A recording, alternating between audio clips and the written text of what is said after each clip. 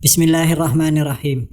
Di Indonesia ramai menuntut agar para dzurriyyah Rasulullah SAW tes DNA dan hasilnya harus identik dengan DNA orang Yahudi. Bagaimana pendapat dan pandangan orang Yahudi sendiri mengenai tes DNA? Di salah satu situs berita terkemuka di Israel, The Jerusalem Post, memuat berita yang berjudul "Ingin memahami silsilah keluarga Anda yang sebenarnya tanpa melalui perintah pengadilan", berisi tentang larangan warga Israel untuk tes DNA, terutama tes DNA leluhur. Di situs berita ini dijelaskan, warga Israel dilarang membeli alat tes DNA leluhur tanpa adanya perintah dari pengadilan. Karena pemerintah Israel mengontrol pembelian tes DNA melalui Undang-Undang Informasi Genetik. Tes DNA harus melalui pengawasan dokter. Ada persetujuan untuk melakukan pengujian dan harus diperiksa hanya di laboratorium lembaga genetika yang diakui dan berlisensi. Tidak boleh melalui kit DNA yang dijual online. Karena tes DNA semacam ini sangat dikritik keandalannya, interpretasi hasilnya, dan kemungkinan dampaknya terhadap subjek dan keluarga mereka. Perusahaan atau kit tes DNA seperti apa yang dimaksud? Di sini diperjelas, kit tes DNA leluhur yang dimaksud untuk membantu Anda memahami silsilah leluhur keluarga Anda,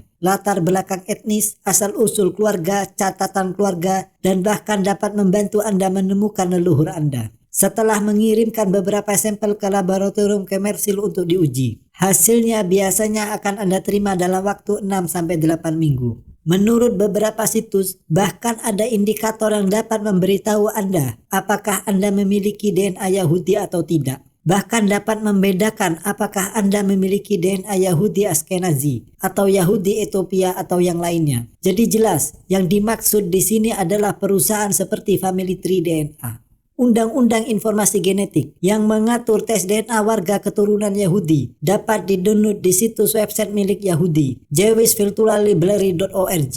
Tujuan dari undang-undang ini adalah untuk mengatur pelaksanaan pengujian genetik, perizinan perusahaan, pemberian konseling genetik, pengambilan sampel DNA, dan pencegahan diskriminasi. Di dalam undang-undang ini, secara garis besar, tes DNA diperbolehkan hanya untuk tujuan perawatan medis, penelitian, kemajuan kedokteran, perintah pengadilan, atau otoritas keamanan, atau otoritas penegak hukum. Orang Yahudi sendiri sudah menyadari ketidakakuratan tes DNA leluhur. Bagaimana di Indonesia? Kiai kampung yang seharusnya menjadi panutan tidak mengerti tentang apa itu DNA. Koar-koar di atas mimbar, menebar fitnah hanya berdasarkan status Facebook doktor teknik pangan dungu yang dibuang oleh Bring ke Gunung Kidul untuk menjaga ternak.